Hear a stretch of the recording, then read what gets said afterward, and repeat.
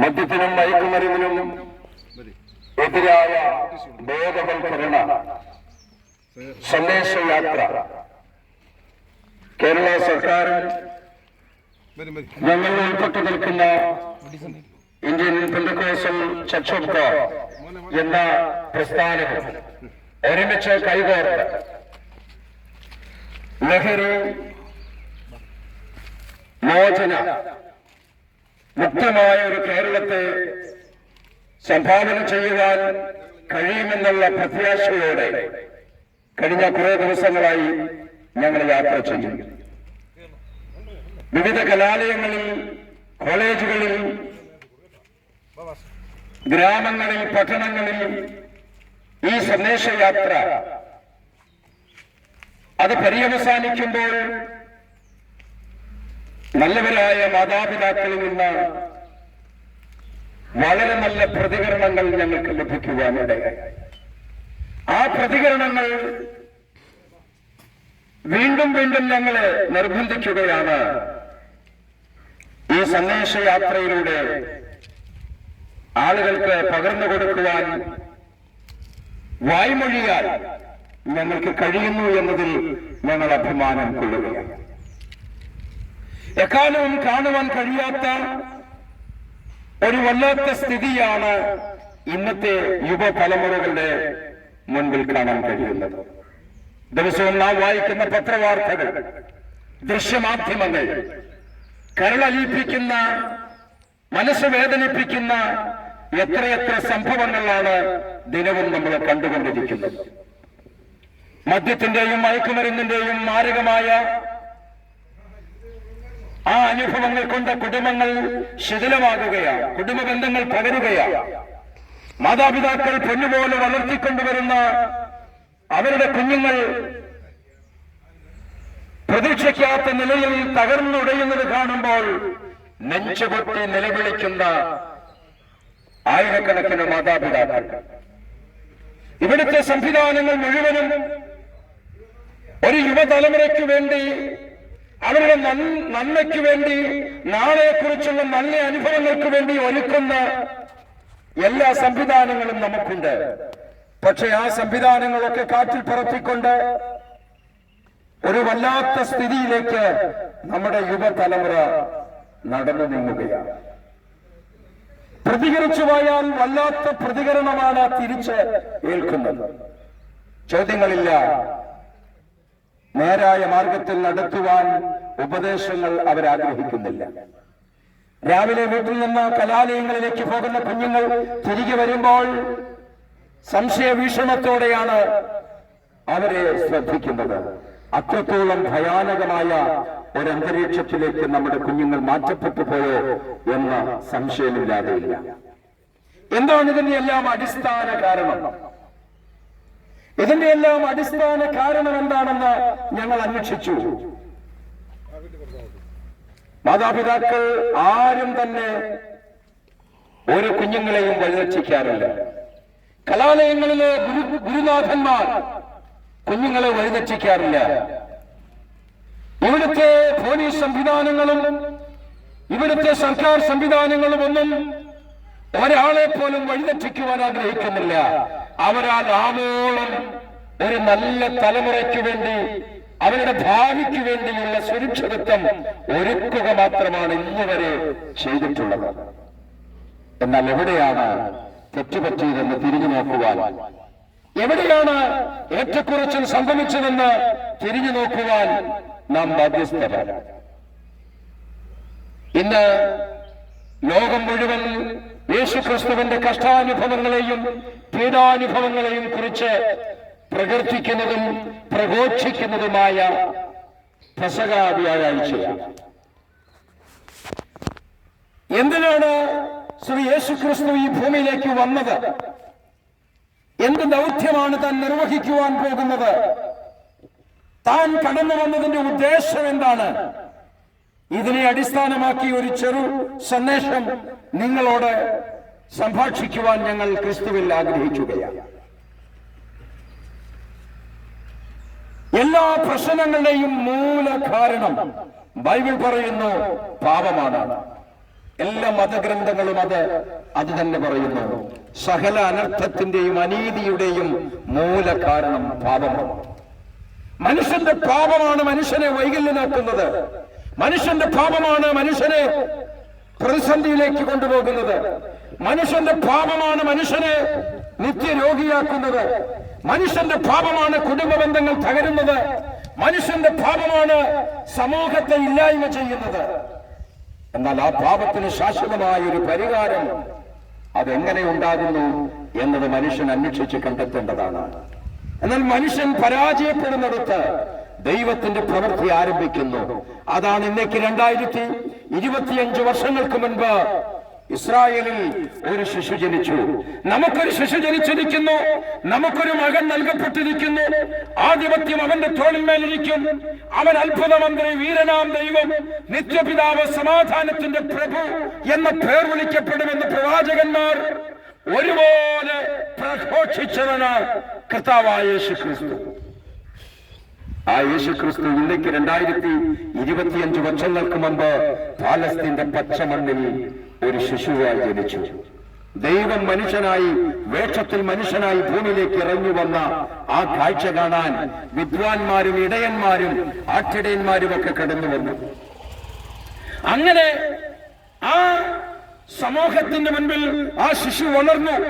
33 തിരുവയസ്സുള്ള ഒരു ചെറുപ്പക്കാരനായി മാനവരാശിയുടെ പാപത്തിന്റെ പരിഹാരത്തിനു വേണ്ടി തലങ്ങും വിലങ്ങും യാത്ര ചെയ്തു ദൈവരാജ്യം പ്രസംഗിച്ചു. യഹൂദന്മാർ അവനെ ഒടുവിൽ ക്രൂശിക്കുവാൻ തീരുമാനിച്ചു. ഞാൻ എന്റെ വാക്കുകൾ വളരെ ചുരുക്കുമ്പോൾ വിശാലമായ ഒരു സന്ദേശത്തിലേക്ക് പോകുവാൻ സമയം അനുവദിക്കാത്തത് കൊണ്ട് വേഗത്തിൽ പറയട്ടെ. നിങ്ങൾക്കൊരുപക്ഷെ അറിയാമായിരിക്കും ക്രിസ്തുവിന്റെ ക്രൂശുമരണം എപ്രകാരമായിരുന്നു. ഇന്നേക്ക് 2025 വർഷങ്ങൾക്ക് മുൻപ് 6 കോടതികളിൽ യേശുവിനെ വിസ്തരിച്ചു. 3 മതകോടതികളിലും 3 സിവിൽ കോടതികളിലും. അങ്ങനെ 6 കോടതികളിൽ മാറി മാറി വിസ്തരിച്ചപ്പോൾ എല്ലാ കോടതിയും ഒരുപോലെ വിധി പുറപ്പെടുവിച്ചു. ഈ നീതിമാനിൽ ഒരു കുറ്റവും കാണുന്നില്ല. ഇവനിൽ ഒരു പാപവുമില്ല, അധർമ്മവുമില്ല, ഒരു കുറ്റവുമില്ല. ഇവൻ നീതിമാനാണ്, നീതിമാനാണ്, നീതിമാനാണ്.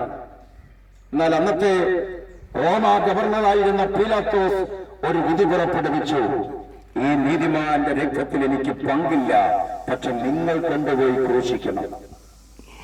ഞാൻ നിങ്ങളോട് ചോദിക്കുന്നു, പ്രബുദ്ധ കേരളം, എല്ലാ അറിവിന്റെയും നിറകുടമെന്ന് അവകാശപ്പെടുന്ന കേരളം, ഒരു ചെറിയ പ്രശ്നമുണ്ടായപ്പോലും ചോദിക്കാതെ നമ്മൾ പോകില്ല. കാരണം അനീതി എവിടെ കണ്ടാലും ശബ്ദമുയർത്തുവാൻ ഓരോ മലയാളിയും എല്ലാ ദിവസവും ആഗ്രഹിക്കുന്ന കാര്യമാണ്.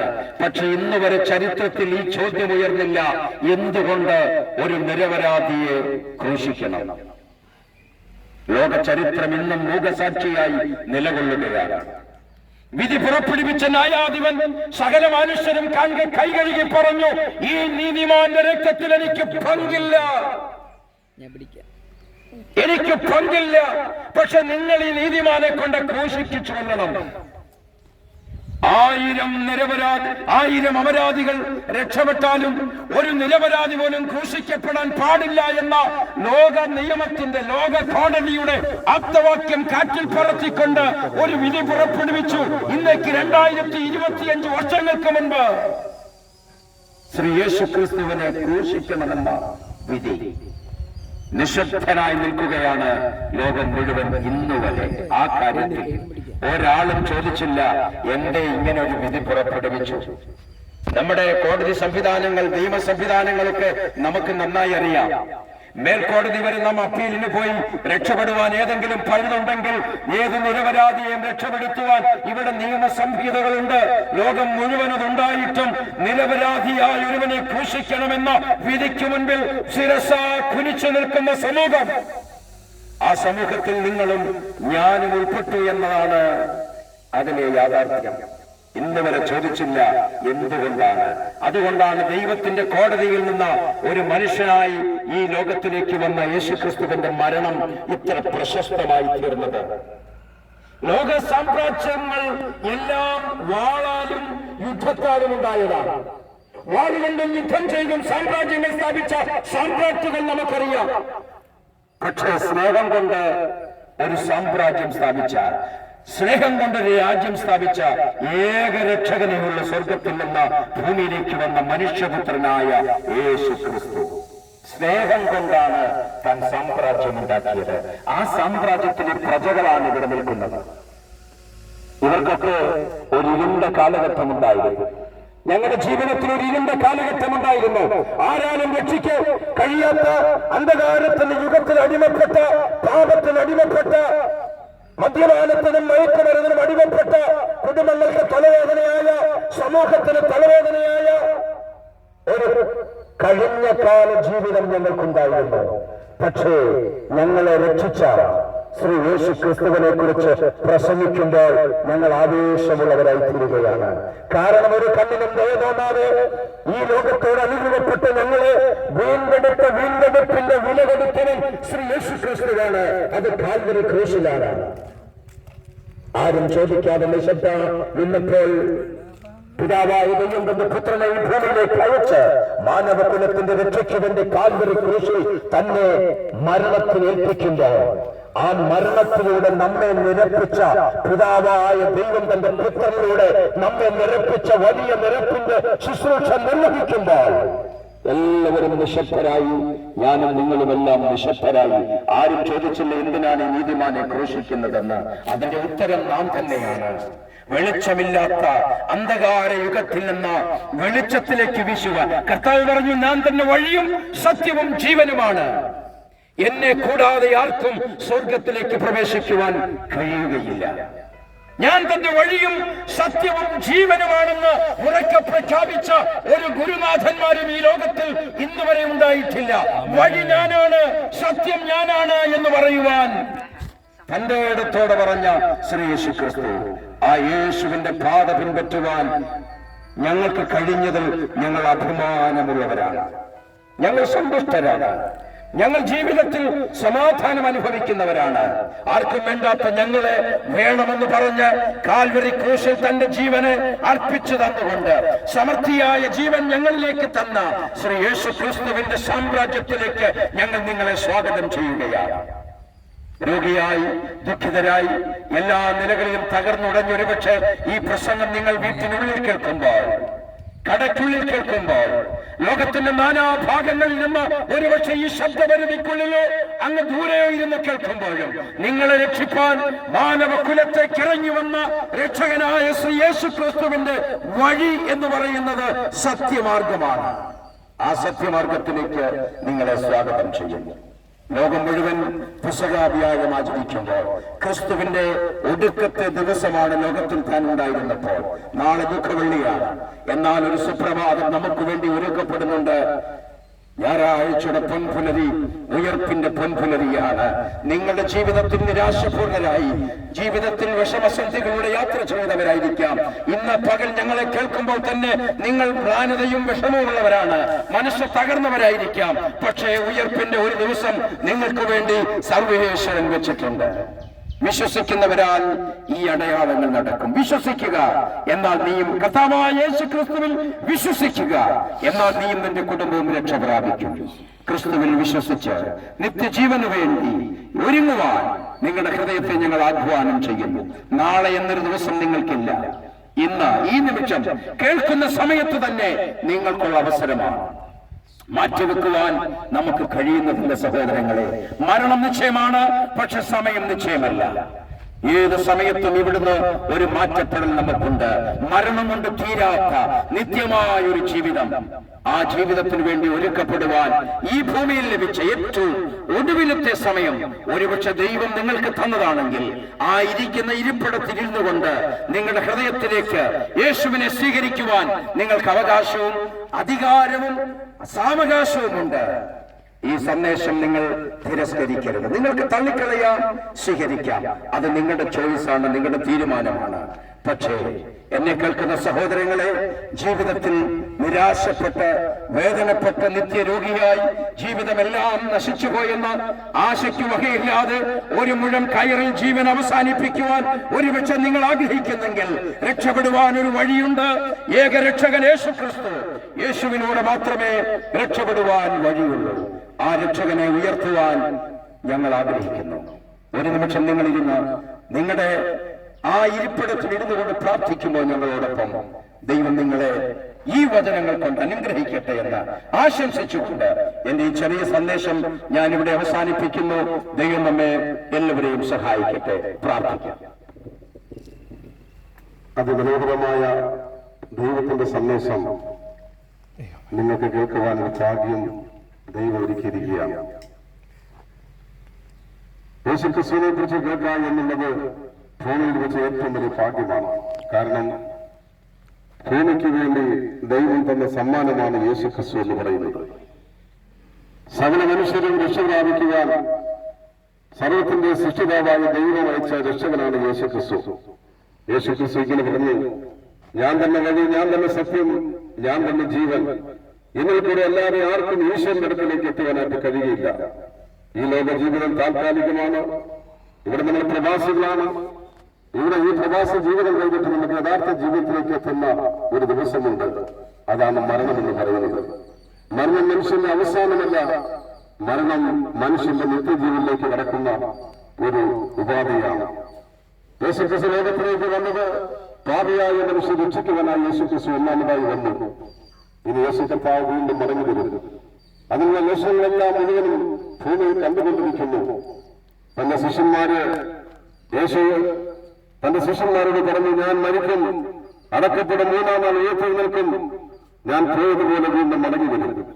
അപ്പോൾ ശിഷ്യന്മാർ യേശുവിനോട് ചോദിച്ചു, കർത്താവേ, അവിടുത്തെ മടങ്ങി വരവിന്റെ ലക്ഷണം എന്ത്? ഞങ്ങൾക്കൊന്ന് അറിയണമെന്ന് പറഞ്ഞപ്പോൾ യേശു തന്റെ ശിഷ്യന്മാരെ തന്റെ മാറോട് ചേർത്തുകൊണ്ട് ഇങ്ങനെ പറഞ്ഞു, എന്റെ വരവിന് മുമ്പ് നടക്കേണ്ട കാര്യങ്ങൾ ജാതിയോടും രാജ്യത്തോടും യുദ്ധവും ക്ഷാമവും ഭൂകമ്പവും പകർച്ചവ്യാധിയും മാരകമായ രോഗങ്ങളും മഹാസുനാമികളും ആകാശത്തിലും ഭൂമിയിലും സമുദ്രത്തിലും അത്ഭുതങ്ങളും അടയാളങ്ങളും സംഭവിക്കും. അതെല്ലാം ഭൂമിയിൽ സംഭവിച്ചുകൊണ്ടിരിക്കുന്ന പ്രിയപ്പെട്ടവരെ, നിങ്ങളുടെ കാതുകളിൽ ഈ ശബ്ദം നിങ്ങളെ അറിയിക്കുന്നത് യേശുവിന്റെ മടങ്ങിവരവ്. ഇനി ലോകത്ത് സംഭവിക്കാതിരിക്കുന്ന ഏറ്റവും വലിയ കാര്യം യേശുവിന്റെ മടങ്ങിവരവാണ്. ആ മടങ്ങിവരവെങ്കിൽ താങ്കൾ ഒരുങ്ങിയിട്ടുണ്ട്. അതുകൊണ്ട് താങ്കൾ ഏത് മതവിശ്വാസിയായിരുന്നാലും ഏത് ജാതിയിൽപ്പെട്ട വ്യക്തിയായിരുന്നാലും പ്രിയ സ്നേഹിത, ഒരേ ഒരു മാർഗമുള്ളൂ, അത് യേശുക്രിസ്തുവിന്റെ മാർഗമാണ്. അതുകൊണ്ട് മറ്റൊരുത്തം രക്ഷയില്ല. നാം രക്ഷ പ്രാപിക്കാൻ ആകാശത്തിന് ഭൂമിയുടെ മുകളിൽ മനുഷ്യന് നൽകപ്പെട്ട ഏകനാമം യേശുവിന്റെ നാമമാകുന്നു. ആ യേശുവിന്റെ നാമത്തിലൂടെ രക്ഷ പ്രാപിക്കാൻ കഴിയും. നിങ്ങള് ഇപ്രകാരം മാത്രം പറയുക, യേശുവെ, ഞാനൊരു പാപിയാണ്, എന്റെ പാപത്തിന് പരിഹാരമായി ഇന്നേക്ക് 2025 വർഷങ്ങൾക്ക് മുമ്പ് കാൽവരി ക്രൂശിൽ അവസാനത്തെ വ്യക്തി ഞാൻ വിശ്വസിക്കുന്നു. കർത്താവേ, എന്റെ പാപത്തിന് പരിഹാരം വരുത്തണമേ എന്ന് താങ്കൾ ആ ഇരിക്കുന്ന ഇരിപ്പിൽ നിന്ന് പറയുന്നുവെങ്കിൽ നിശ്ചയമായി നിങ്ങൾക്ക് ദൈവമകനായി തീരുവാൻ ഇടയാകാം. അതുകൊണ്ടാണ് ബൈബിൾ ഇങ്ങനെ പറയുന്നു, തന്റെ ഏകജാതനായ പുത്രനെ വിശ്വസിക്കുന്ന ഏകനും നശിച്ചു പോകാതെ. അപ്പോൾ ഏകജാതനായ യേശുവിനെ വിശ്വസിച്ചില്ലെങ്കിൽ നാശം എന്ന കാര്യം ഉറപ്പാണ്. ആ നാശത്തിൽ നിന്ന് രക്ഷ നേടുക, യേശുവിനെ വിശ്വസിക്കുക, യേശുവിന് വേണ്ടി ജീവിതം സംഘടിപ്പിക്കുക. ജീവിതം ഒന്നേ ഉള്ളൂ. ആ ജീവിതം കർത്താവിന് വേണ്ടി ജീവിക്കുവാൻ ഇടയാകട്ടെ. അവിടെ നിങ്ങളായതിനുവേണ്ടി ശബ്ദം കേട്ട് എല്ലാവരും ദൈവം അനുഗ്രഹിക്കട്ടെ. ഞങ്ങൾ നിങ്ങൾക്ക് വേണ്ടി പ്രാർത്ഥിക്കാൻ ആഗ്രഹിക്കുന്നു.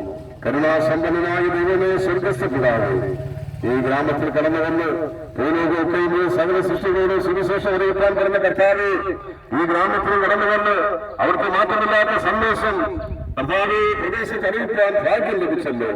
അതിനായി നന്ദി പറയുന്നു കർത്താവ്. അങ്ങയുടെ വചനം ശുശ്രൂഷിക്കുവാൻ അങ്ങയുടെ ദാസനെ ദൈവം സഹായിച്ചതോർത്ത് നന്ദി പറയുന്നു കർത്താവ്. ഈ പ്രദേശത്തെ ഭവനങ്ങളിൽ ഇരുന്നുകൊണ്ട് അനേകർ ഈ സന്ദേശം കേട്ടുള്ള കർത്താവ്, അവിടുത്തെ മടങ്ങി വരവിൽ ഈ പ്രദേശത്തിലെ പ്രിയപ്പെട്ടവരും ആ നിത്യവിനെ എടുക്കപ്പെടുവാൻ തക്ക ഇടയാകണമേ. ആരും നശിച്ചു പോകുവാനായിട്ട് ഇടയാകില്ലേ എന്നോട് പ്രാർത്ഥിക്കുന്നു. സത്യദൈവമാകുന്ന ക്രിസ്തുവിനെ കാണുവാൻ കഴിയാതെന്നും കണ്ണുകളെ കുരുടാക്കി വെച്ചിരിക്കുന്ന ദേശത്തിന്റെ അന്ധകാരത്തെ ഇരുട്ടിന്റെ ആധിപത്യങ്ങളെ സ്വർഗത്തിനും ഭൂമിക്കും അധികാരമുള്ള യേശു ക്രിസ്തുവിന്റെ നാമത്തിൽ ജയമെടുത്തുകൊണ്ട് ഈ ദേശത്തെ ഞങ്ങൾ അനുഗ്രഹിച്ച് പ്രാർത്ഥിക്കുന്നു കർത്താവ്. ആരെങ്കിലും രോഗികളായി ഭാരപ്പെട്ടുകൊണ്ടിരിക്കുന്നെങ്കിൽ കർത്താവേ, നിന്റെ രക്തം കൊണ്ട് സൗഖ്യമാക്കണമേ. അവിടുത്തെ നാമത്തിൽ ഞങ്ങൾ അവരെ സൗഖ്യമാക്കണമേ കർത്താവേ. ഈ പ്രദേശത്തെ അനുഗ്രഹിക്കണം. എല്ലാവരും സ്നേഹത്തിലും സന്തോഷത്തിലും സമാധാനത്തിലും ജീവിക്കാൻ ഇടയാകണം. മദ്യമോ മയക്കുമരുന്നോ ഒരു ദുർശീല സ്വഭാവങ്ങളൊന്നും ഈ ഗ്രാമത്തിലുള്ള ആർക്കും ഉണ്ടാകാൻ ഇടയാകില്ല കർത്താവേ. അവിടുത്തെ പ്രാർത്ഥന കേട്ടതിനായി നന്ദി. ദൈവം ഞങ്ങളെ അനുഗ്രഹിച്ചിരിക്കുന്ന സ്തോത്രം ചെയ്യുന്നു. യേശുക്രിസ്തുവിന്റെ നാമത്തിൽ അപേക്ഷിക്കുന്നു. കൃപ കേൾക്കണം സ്വർഗീയ നല്ല പിതാവേ, ആമേൻ. ഈ സന്ദേശത്തെ കുറിച്ച് നിങ്ങൾക്ക് കൂടുതൽ അറിയുവാൻ ആഗ്രഹമുണ്ടെങ്കിൽ, അല്ല നിങ്ങൾ ഏതെങ്കിലും വിഷയത്തിൽ രോഗത്താൽ ഏതെങ്കിലും മാരകമായ രോഗത്തിൽ ഭാരപ്പെട്ടിരിക്കുന്നെങ്കിൽ നിങ്ങൾക്ക് സൗഖ്യം തരാൻ യേശുണ്ട്.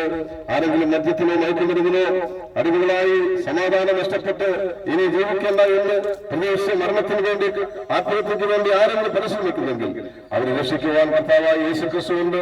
ഇവിടെ ആനമൂടി എന്ന് പറയുന്ന സ്ഥലത്ത് എല്ലാ ഞായറാഴ്ചയും അവിടെ രോഗിക്ക് വേണ്ടി പ്രത്യേക പ്രാർത്ഥനയുണ്ട്. അവിടേക്ക് നീ കടന്നു വരാം. ദൈവം നിങ്ങൾ അനുഗ്രഹിക്കട്ടെ. ഇതുവരെ അവിടെ നിന്നുണ്ടായിരുന്നു കേട്ട എല്ലാവർക്കും പ്രത്യേകമായി നന്ദി അറിയിക്കുന്നു.